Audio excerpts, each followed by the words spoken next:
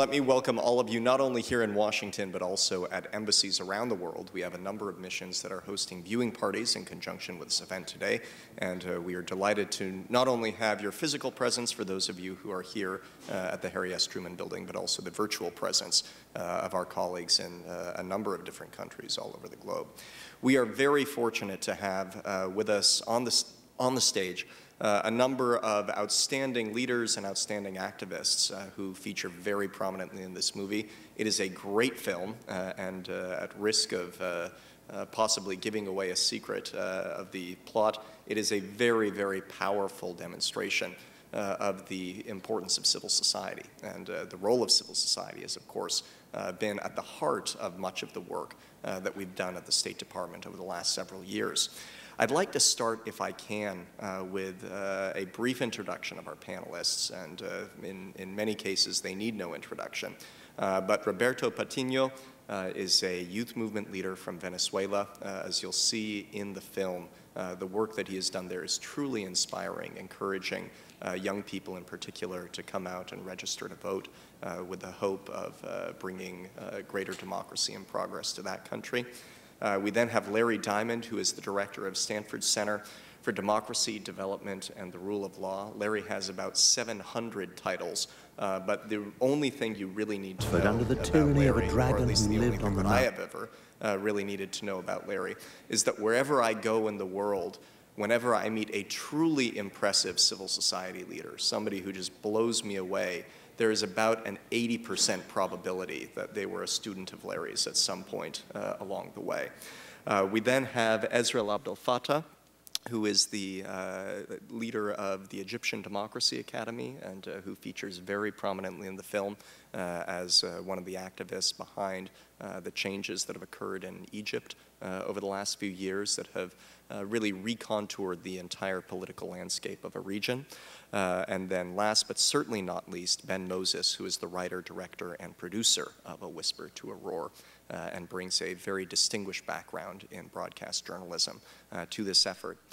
Let me begin, if I can, by posing a question to the activists we have on stage, and then we're very eager to turn to audience questions as well. And we would ask those of you who have questions to line up behind the microphones, and we will, in short order, get to your comments. But if I can, especially with you, Ezra, it is incredibly difficult work to lead a civil society movement that actually generates real change and has an impact on society. What has been your motivation in deciding to engage in this work? This is not for the faint of heart. The stakes are incredibly high, but so are the challenges. And why did you decide to do what you've done? First, I want to thank you and thank all the audience to come to see this film and listen to us in this discussion, and thank Ben and Larry and all of you. Yes, it's not an easy work to be engaged in civil society work or even in the activism to achieve a real democracy in Egypt. But the motivation of me to participate in this life is I dream for Egypt to be a democratic and a free country. I want to see Egypt as I dream of. I feel that Egypt and the Egyptian people deserve freedom, deserve democracy, deserve dignity, deserve justice in their lives. That is my motivation. That is, I find that is what's happened in Egypt. It's not a justice.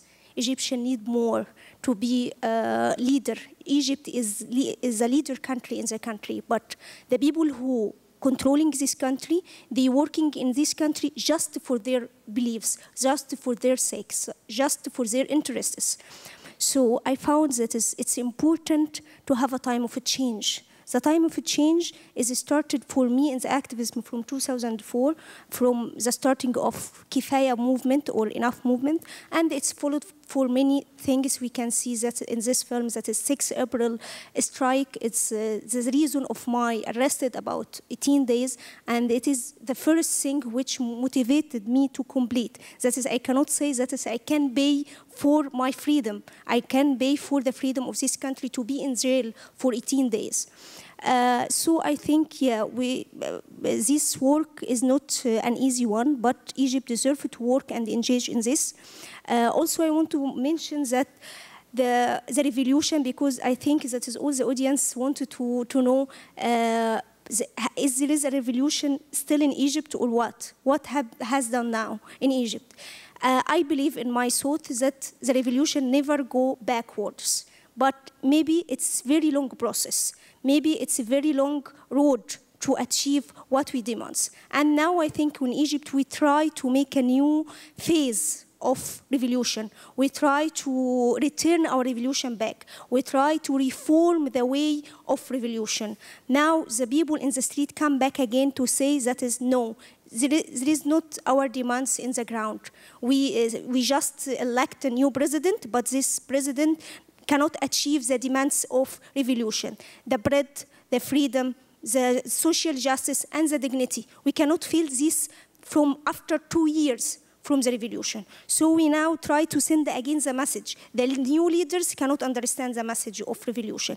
The real power of any country lays in its people in the street, not in the leader. And the leader can step down if they found that the leader are away, totally away from their people in the street. So we will continue, and I think we as activists, we try to work and in parallel with our working in the street, and also we are to be politicians, to try to engage ourselves in political party, in the parliament process. We try now not to just concentrate in the working in the street, because we feel that is after finishing this work in the street and our activism, we will face the politician phase, and we should be ready for this. Thank you. Thank you very much, Ezra. And Roberto, let me ask you as well. There are a lot of students in Venezuela. Most of them do not make it their life's work to engage their peers in the political process. What was it in your experience that prompted you to go that route and led you toward activism? Well, hello. Yeah. Well, I also want to thank everyone for the invitation and for being here to listen to us. I think, first of all, the student movement in Venezuela that started in 2007 was a student movement that didn't have one only leader. We have a lot of leaders from every university doing the work and taking students out to the streets to defend our freedom of speech. We grew up in a Venezuela that was filled with an anti-politics environment. When Chavez came to power in 1998, I was only 10 years old. And we saw, while we were growing up, a lot of confrontation in Venezuelans. We saw a lot of violence. We saw how the problems of the country got worse when time was passing. And in 2007, the government decided to shut down the biggest TV station in the country. It was called RCTV. And for us, that was a turning point. We decided to come out to the streets in a non-violent way. We, as you are going to see in the movie, didn't throw any rocks. We didn't have any weapons. We only wanted to be heard. And this movement started to grow around the country. And we also managed to stop, at the end of that year, a constitutional reform that President Chavez was proposing. In some of the aspects of this constitutional reform was the almost elimination of private property, was the president didn't have any restrictions to get reelected, and other things that were very not good for our country. So we decided to come out and to ask people to vote, and that was Chavez's first defeat at the elections. Then after that we decided to keep organizing. We founded different groups. For example, we found a group called Voto Joven, which goal is to invite young people to register and to vote. We did a lot of campaigns all around the country. We had a lot of teams to take people out to the streets to vote. And in 2012, we had a presidential election.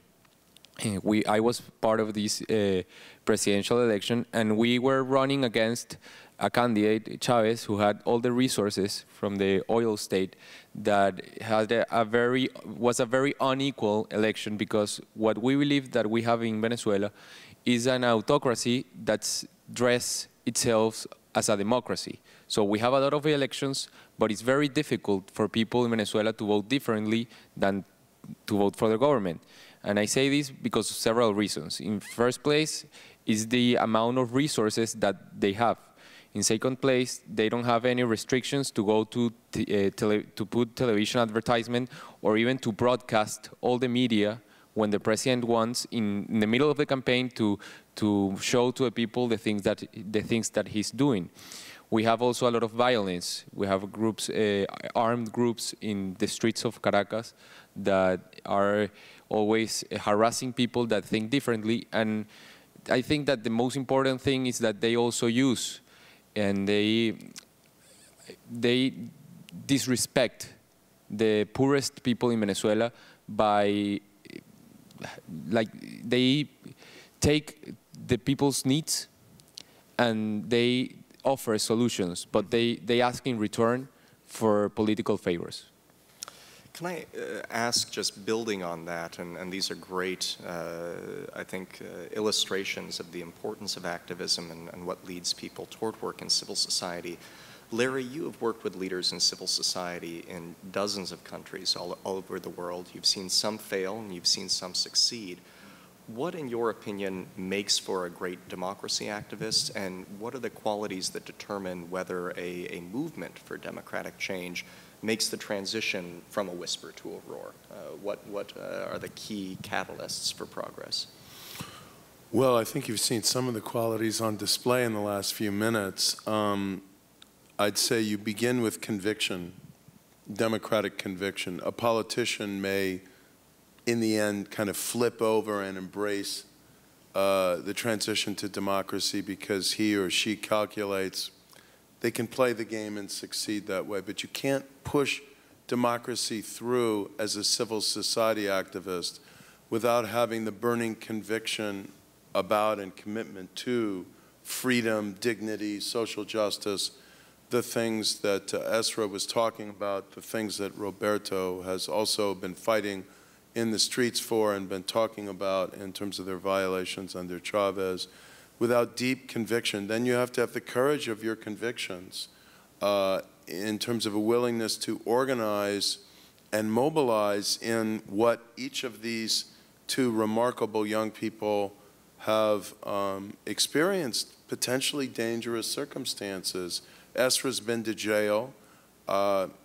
We've worried about Roberto's safety repeatedly. I'm sure we're not the only ones.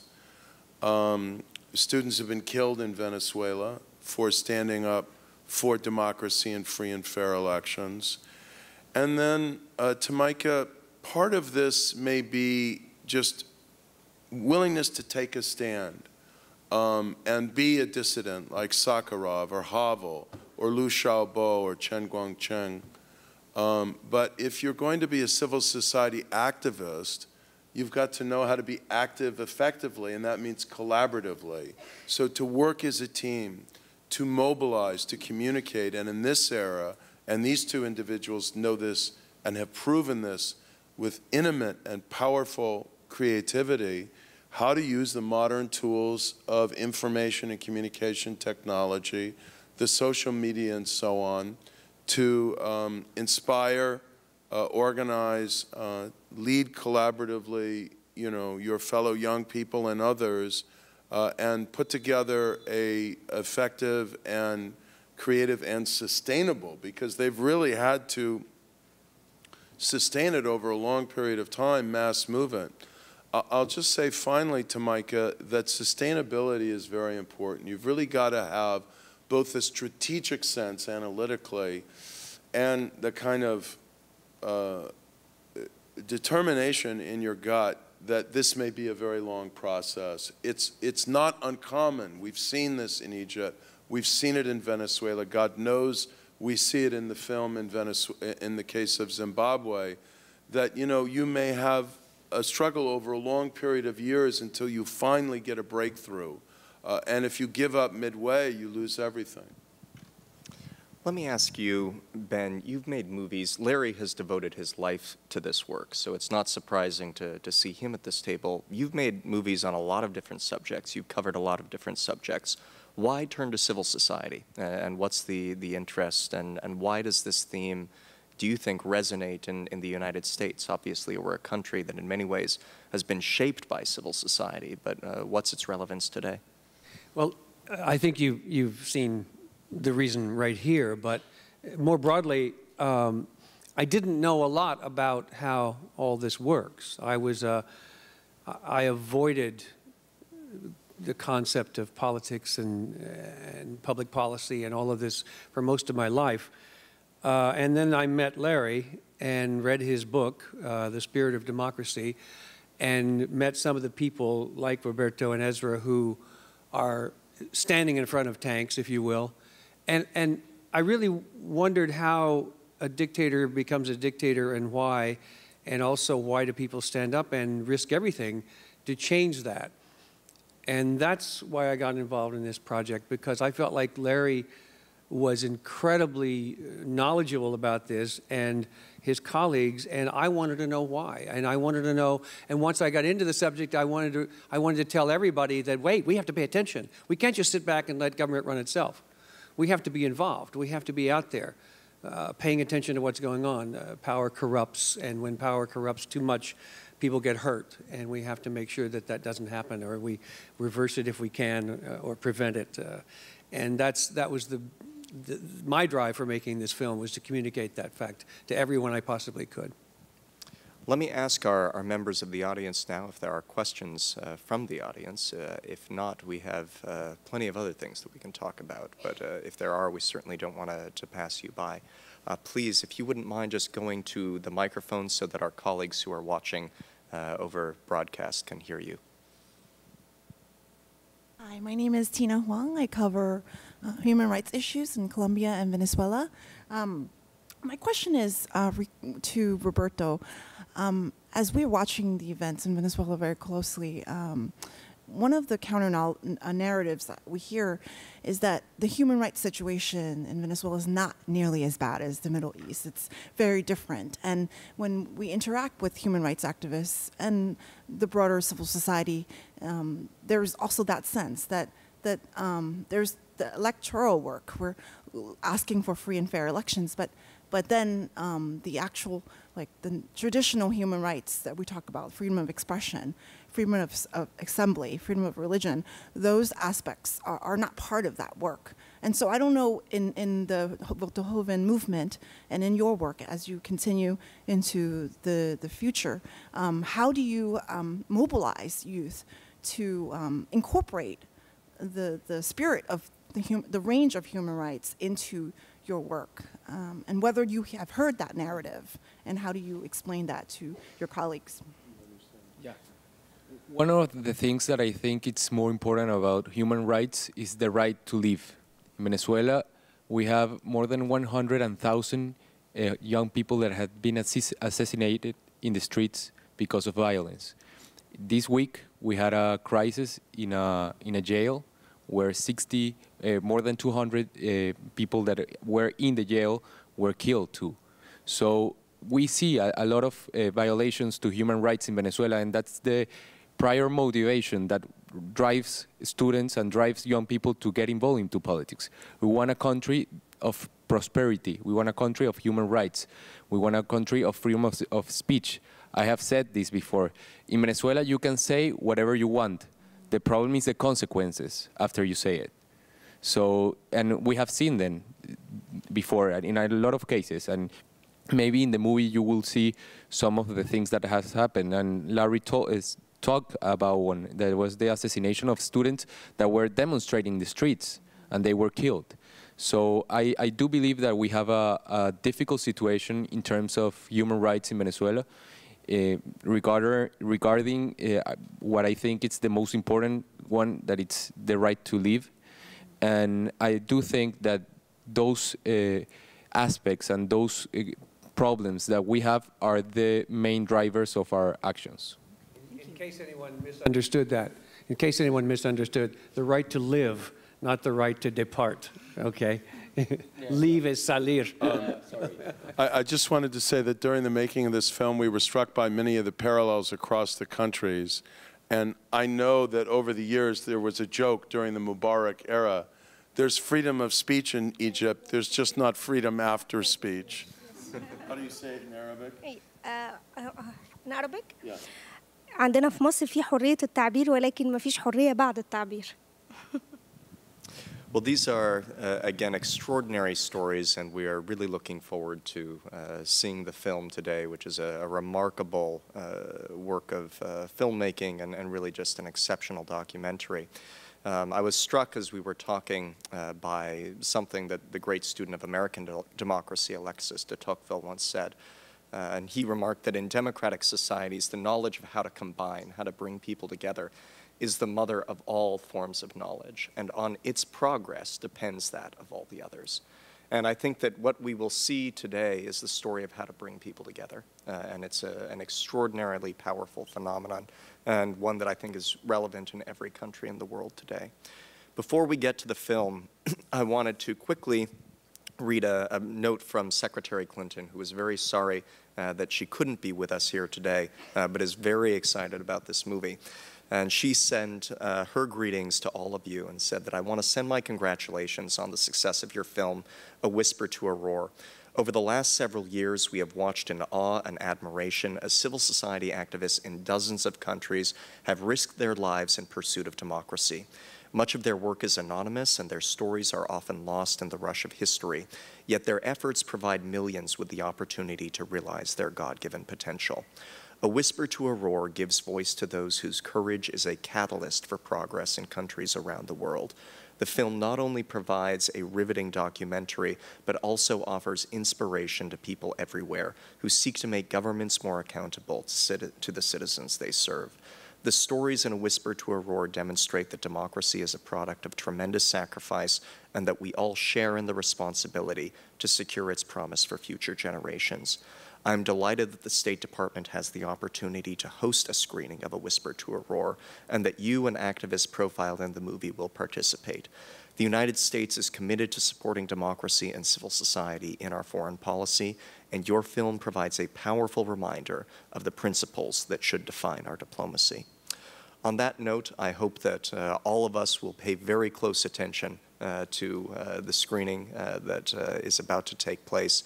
And again, we look forward to continuing the conversation virtually with our missions around the world who are taking part in this event as well. Thank you. We don't have time later, so if you're going to ask one, ask it now. And we'll try to be very quick. We were going to wrap up right at 4. What is your plan for the distribution and use of this film? And do you think that people in the 5 countries profiled will be able to see it? We hope to be banned in all those countries. There is a serious possibility that, as you will see, there will be a few countries that will not want this seen. Distribution is now scheduled to begin in April. We're having discussions with PBS via KQED in San Francisco. And international distribution is being set as well. It's already been translated into 6 or 7 languages. We've got about 8 or 9 more to go that we know of. So there will be, in the next 12 to 18 months, fairly wide distribution of the film. So keep an eye out for it. In these different languages. A very important question. Thanks very much. Thank you all.